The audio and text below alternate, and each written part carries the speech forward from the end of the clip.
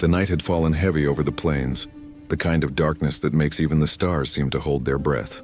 The wind moved through the tall grass with a low, endless whisper, carrying with it the smell of rain that had come and gone, leaving the earth damp and alive.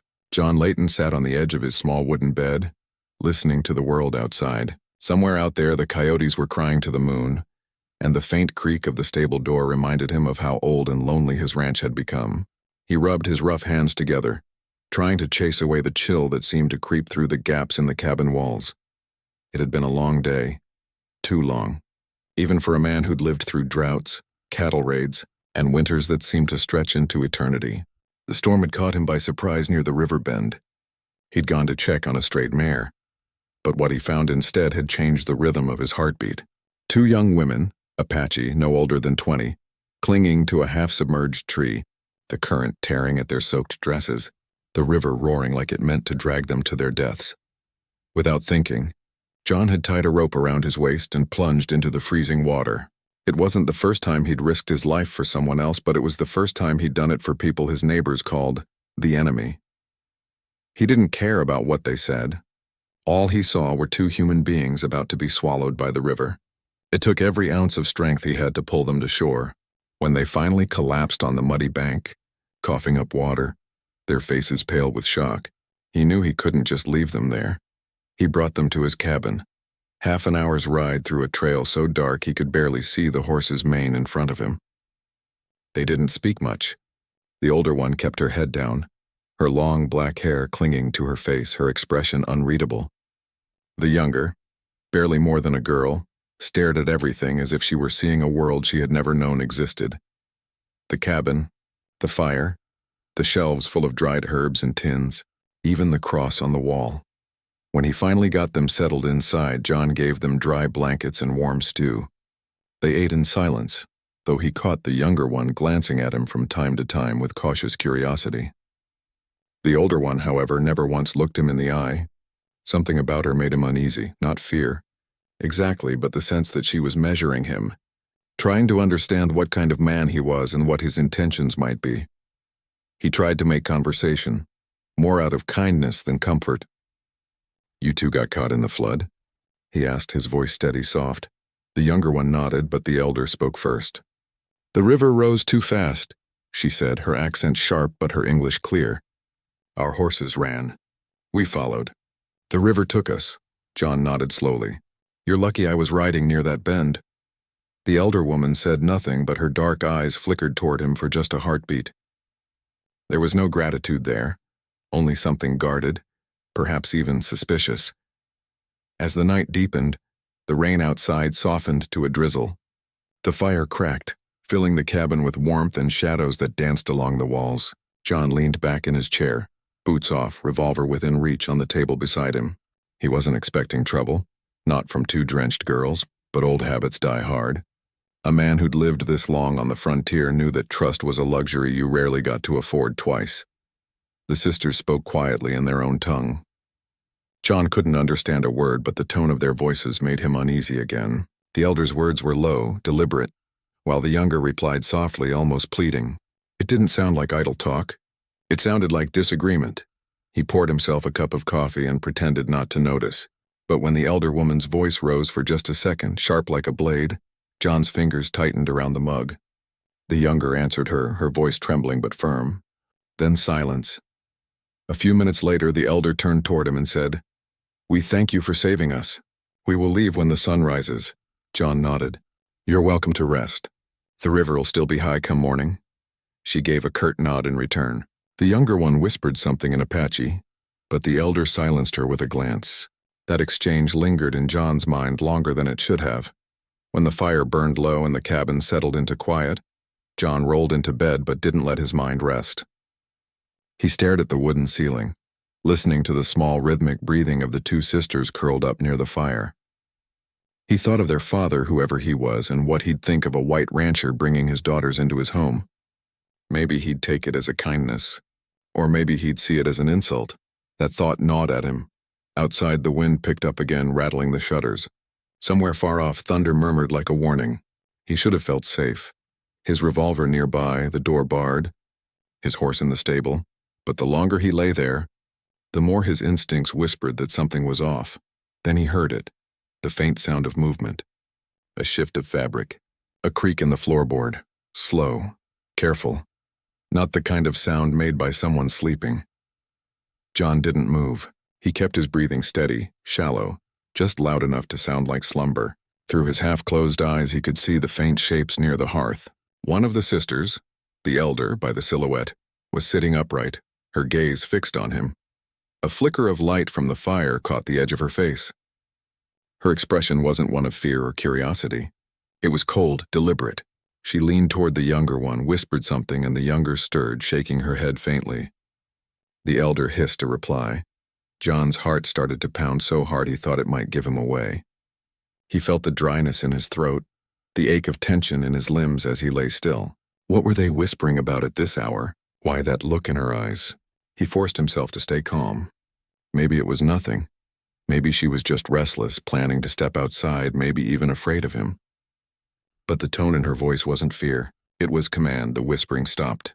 For several long minutes, the only sound was the crackling of the fire and the faint, ghostly wail of the wind outside. Then he heard the rustle again, the elder sister moving closer, each footstep slow, deliberate, calculated. John's fingers brushed against the cold metal of his revolver under the blanket, hidden but within reach. Through his eyelashes he saw her shape move between the fire and his bed. The flickering light cast her shadow long across the floorboards. She turned back toward her sister and said something too soft to make out. The younger one shook her head again, clutching her blanket tighter around her shoulders. John could see the tremor in her movement, even from across the room. Whatever was happening, the younger didn't agree with it. He caught a faint glint of metal. The elder had his hunting knife, the one that hung by the mantel.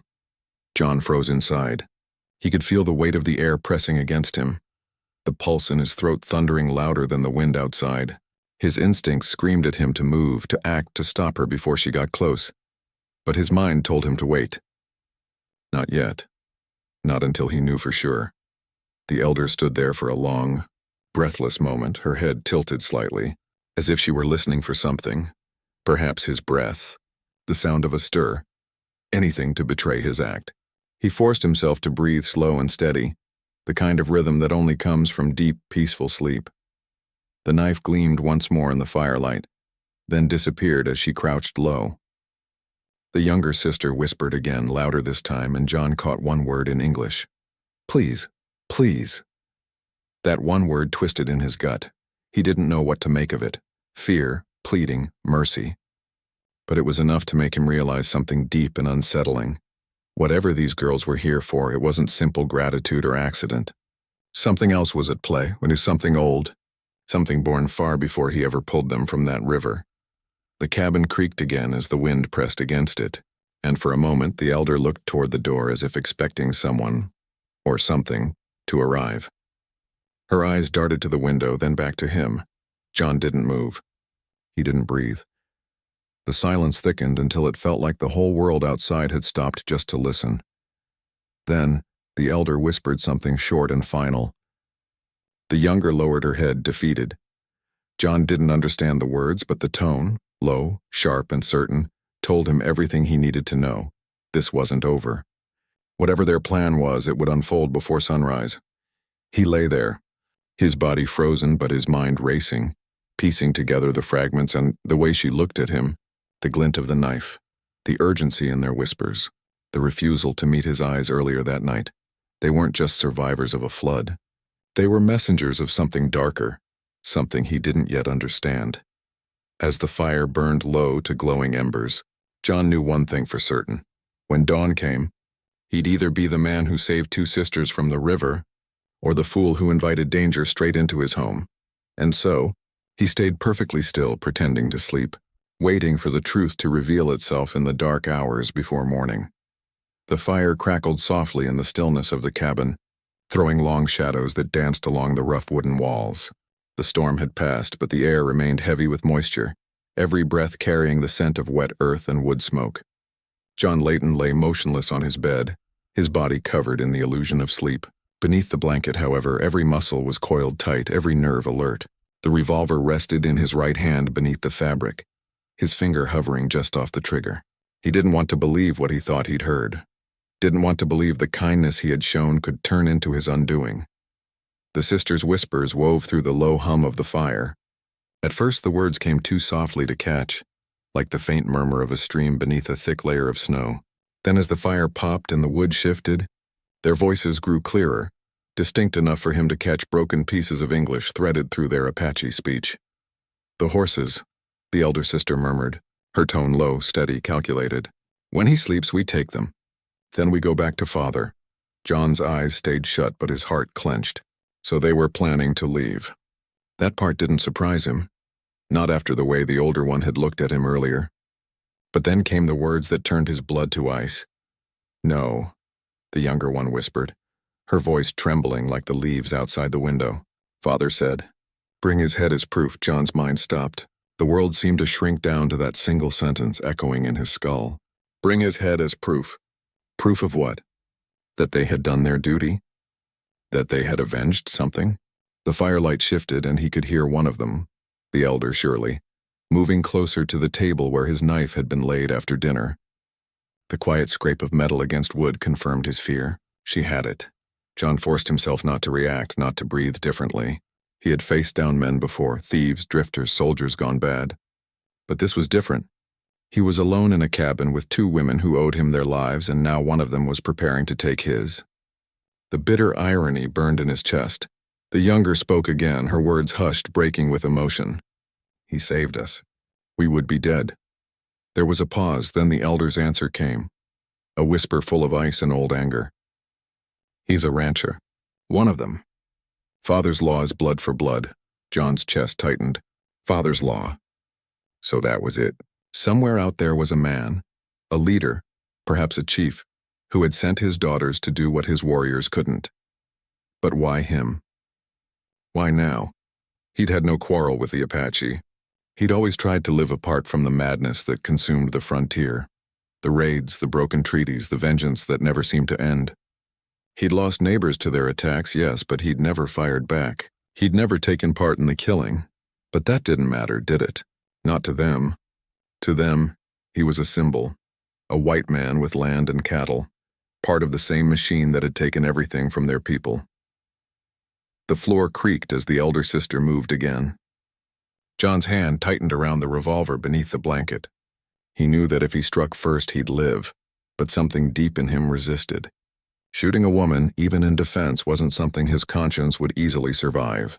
And besides, there was the younger one, the scared one. She wasn't part of this. He could hear it in her voice. She didn't want this any more than he did. The elder's shadow passed near the fire. The knife caught the light, flashing once like lightning. John could feel his pulse in his throat, his breath shallow but steady, a silent rhythm of control. He could almost hear the conversation playing out behind his closed eyes. She'll do it, he thought. She's convinced herself it's justice. The younger's voice trembled again. Father's wrong, she whispered. He doesn't know this man. The elder's reply came sharp like the crack of a whip. Father knows. He saw our mother's blood in the dirt. Do you forget? There was silence then, deep and tense, filled only by the low rumble of the wind outside. The younger didn't answer. John imagined her sitting near the fire, clutching her blanket, her face pale and frightened. He could almost feel her conflict, the battle between loyalty and conscience. The elder continued, her voice rising slightly, thick with emotion now. You think kindness erases what they did? You think saving us means he's not one of them? They killed our brothers, burned our land, took our horses, our pride. Father said we must bring back proof that we are not weak. The younger's voice cracked. Then let me be weak. I will not kill a man who saved my life. John's heart ached at that. Her voice, so soft, so human, reminded him of his own sister long ago, before the war took her and everything else he'd known. The elder hissed something in Apache, angry and guttural. The younger whimpered, then fell silent again. John knew the moment was coming. He could sense it in the weight of the air, in the sound of the elder's footsteps inching closer to his bed. He could almost feel her presence now, the faint warmth of her body, the smell of smoke and river water clinging to her skin. The knife whispered through the air as she lifted it. His grip on the revolver tightened, his mind a storm of thoughts on should I wait? Should I move? Will she really do it? Then a single breath later, the younger spoke again, her voice breaking with desperation. "If we kill him, we'll be no better than the men who killed Mother." Those words hung in the air like a bell's final echo. The elder stopped moving. John could hear the knife's faint scrape as it hovered above him, still poised for the strike. Then, after what felt like an eternity, the sound of her breath changed, slower, heavier, burdened. The fire popped again, and John heard the clatter of metal hitting the floor. The knife. She'd dropped it. For a long while, no one spoke. The only sound was the wind pressing against the shutters and the faint hiss of dying embers. John didn't move, and he didn't even dare to open his eyes. He wanted to see, to confirm, but instinct told him not yet. Whatever had stopped her might still change in the blink of an eye. Finally, the younger let out a small sob, muffled against her hands. The elder said something softly, her tone stripped of the venom it had carried before. It wasn't apology, not yet, but something closer to surrender. A crack in the armor. The two women sat together near the fire. John could hear their breathing steady, their whispers fading into exhaustion. It was over, and for now, but his mind wouldn't rest. He stared up at the ceiling through half-lidded eyes, pretending to be asleep long after the danger had passed. The words circled in his mind. Father said bring his head. What kind of father sent his daughters to do such a thing? Or maybe they had come of their own accord, desperate to prove something to a man who had already lost too much. He thought of the elder's face, cold, fierce and proud, and realized that the anger in her voice hadn't just been hate. It was grief, raw and unhealed. He'd seen that same look before, in soldiers who'd lost everything and still went back to fight because they didn't know what else to do with their pain. As the minutes turned to hours, he heard the elder move again, but this time it was different. She stood, crossed to the door, and pushed it open just enough to let the cold night air in. The scent of rain drifted through the room.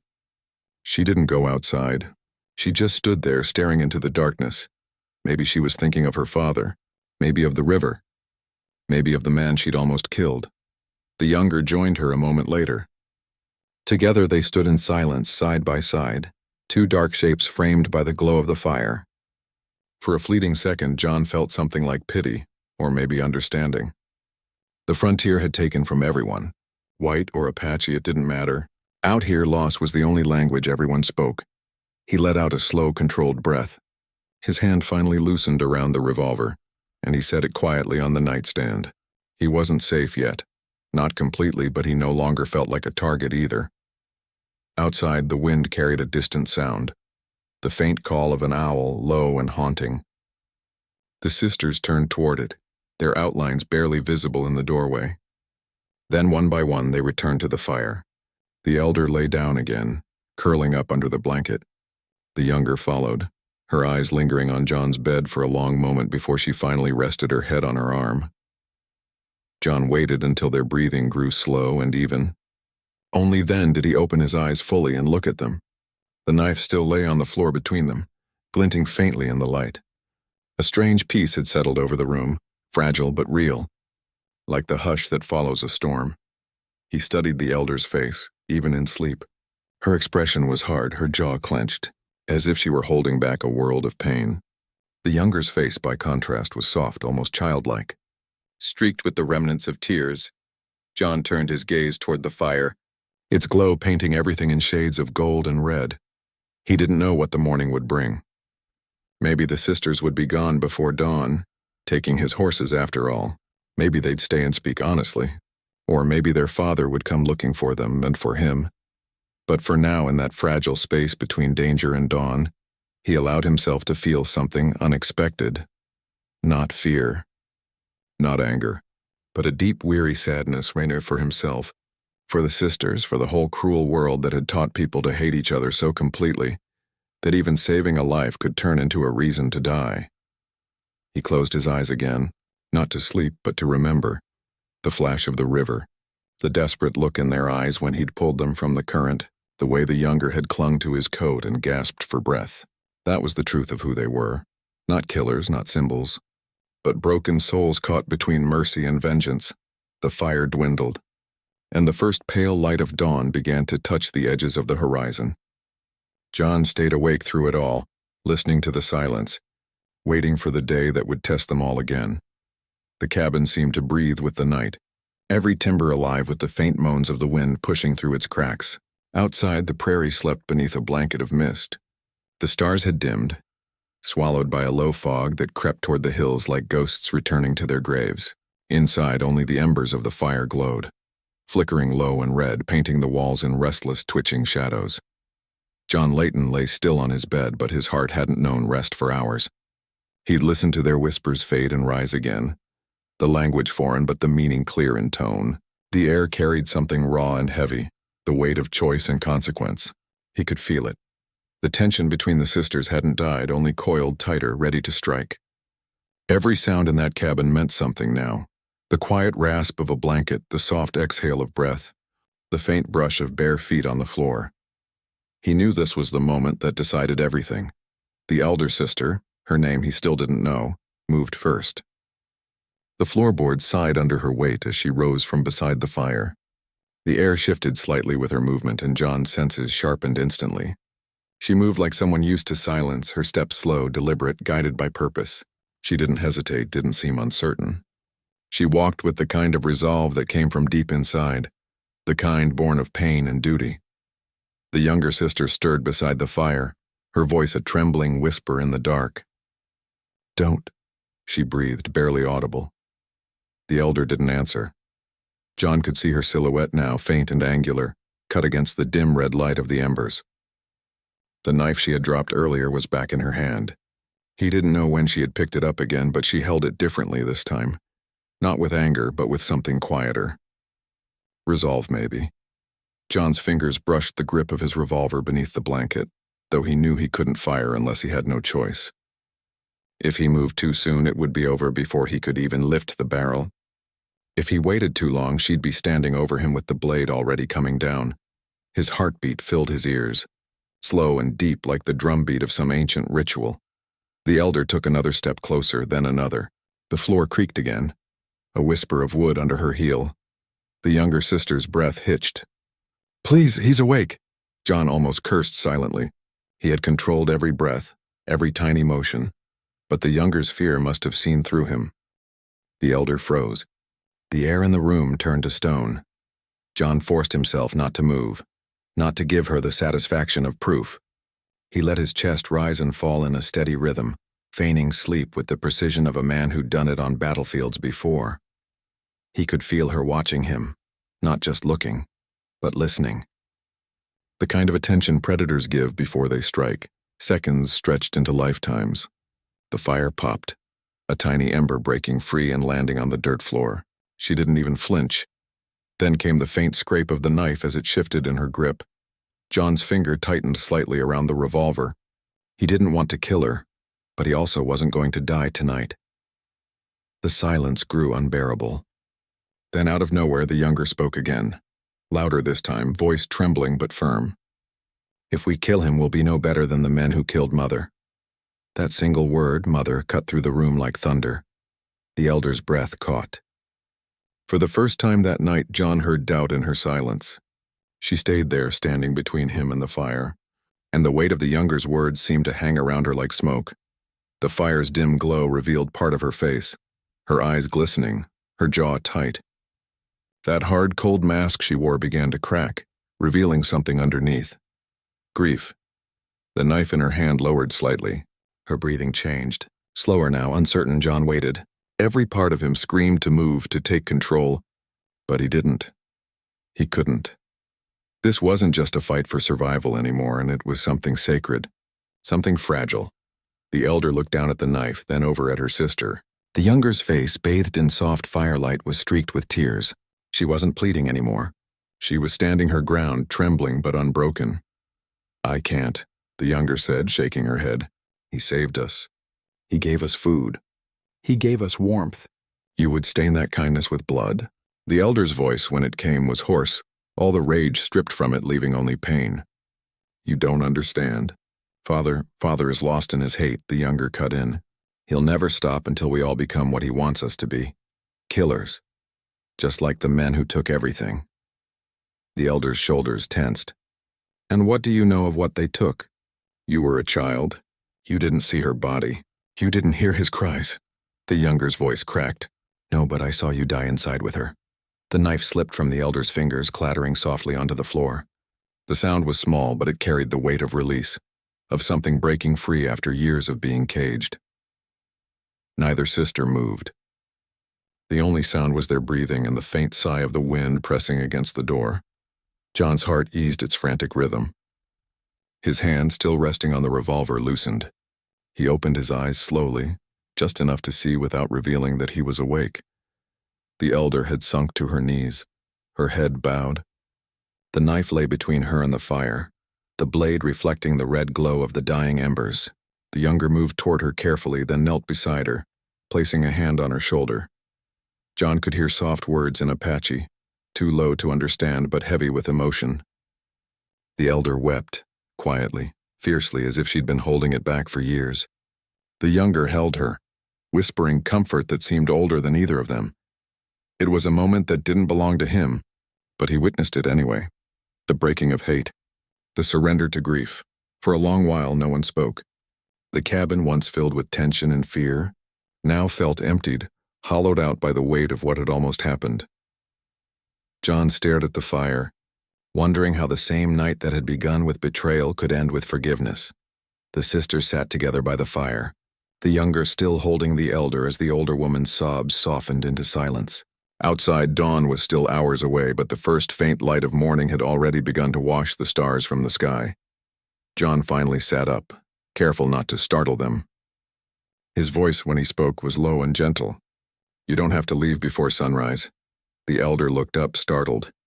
Her eyes widened, not in fear but in disbelief. She must have thought he'd been asleep the entire time. The younger gasped softly, covering her mouth. John raised his hand slightly, showing he meant no harm. "I heard enough to know what was in your hearts. Whatever your father told you, whatever your people have lost, I can't change that. But I never took part in it. All I've done is live and try to do right by the land and by anyone who crosses my path." The elder's lips parted as if to speak, but no words came. The firelight shimmered on her face, highlighting the streaks of tears cutting through the dirt on her cheeks. "I don't want your forgiveness," John continued quietly, "but I'll take your peace if you're willing to give it." The younger's eyes filled again. She nodded, a small trembling nod.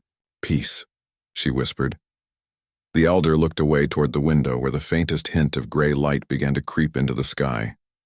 Her jaw clenched, but after a long silence, she gave a single nod as well. John took a deep breath, the kind that feels like the first after being underwater too long. The sisters stayed where they were, leaning against each other. The elder finally spoke, her voice brittle but steady. "When the sun rises, we will go. If we stay, others may come. My father's men. They follow his word." John nodded. "Then you'll have horses ready, and food for the road. You would give us that after." The elder started, but her voice broke before she could finish. "I would," John said simply, "because mercy's a choice, one that costs less than hate ever will." The younger's hand tightened around her sister's. For the rest of the night, they didn't speak much. The fire burned down to soft, glowing coals. The sisters drifted into a quiet, uneasy sleep beside each other, and John sat awake by the window, his rifle across his knees. Not out of fear, but out of habit. He watched the slow bloom of dawn spread across the horizon, the light brushing the distant hills in pale gold. The land looked different in the morning, softer somehow, as if the night had washed it clean. When the sisters woke, the elder rose first. She didn't speak, but her eyes held a quiet understanding. The younger smiled faintly at John, a small, fragile thing, but it was enough. They saddled the horses in silence. John handed them a small satchel of food and a canteen of water. As the elder took the reins, she looked back at him one last time. There was no hatred there now, only something deeper, a kind of respect. Reluctant but real. They rode off into the dawn, two figures fading into the rising sun, their silhouettes blending with the mist. John watched until they disappeared beyond the ridge. Then he turned back to the cabin, where the knife still lay on the floor beside the cold ashes of the fire. He picked it up slowly, turning it over in his hands. The blade was clean, untouched. He set it down gently on the mantel, beside the cross that hung there, and whispered to no one, "Mercy always leaves a mark." Outside, the prairie stretched wide and endless, the world beginning again under the newborn light.